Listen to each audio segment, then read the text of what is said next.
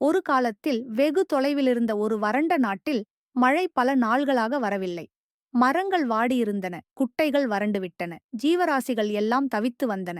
அந்த நாடு வானத்தை கூப்பிட்டு ஒரு மந்திர வேண்டுகோளைச் செய்தது. வானத்தில் இருக்கும் மேக ஆவிகள் அந்த வேண்டுகோளைக் கேட்டன. அவைகள் யாரை அனுப்பலாம் என்று ஆலோசித்தன. அப்போதுதான் ஓர் அழகிய மயிலைக் கண்டனர். அவனது இறகுகள் 7 நிறங்களிலும் பிரகாசித்தன, மழை வண்ணங்கள் போல. மேக ஆவிகள் முடிவெடுத்தன, இந்த மயிலே மழையைத் தரும் தூதர்.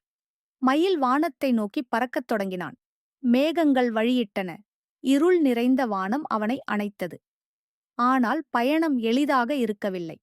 வானத்தின் நடுவில் குப்பை போல கருங்கு கிளவிகள் சூழ்ந்திருந்தன. அந்த இடத்தில்தான் இடியுடன் கூடிய ஒரு பெரிய அடையாளமில்லாத பாம்பு, இடியும் கொண்டு பயமுறுத்தும் ஒரு கேயாபி. மின்னல் கண்கள், கொடூர சத்தங்கள். அந்த இடிச் சூரியனை கடக்காமல் மழை வராது. மயில் தன் அழகிய இறகுகளை விரித்து தன்னம்பிக்கையுடன் பறந்தான். வானத்திலே துளிகளாக மழை தோன்றத் தொடங்கின. மழை காற்றோடு சேர்ந்து மயிலின் இறகுகளை மேலே தூக்கியது. இடியும் மின்னலும் மயிலைத் தடுத்து நிறுத்த முடியவில்லை. இறுதியாக மயிலின் ஒளிரும் இறகு ஒரு வண்ண விலங்கு போல வானத்தில் விரிந்தது. மழை வானம் கலங்கியது. இடியோ மென்மையாக ஓய்ந்தது. வானத்தில் மழைத்துளிகள் கீதம் பாடின. மண்ணும் மரங்களும் குழந்தைகளும் சந்தோஷத்தில் குதித்தன.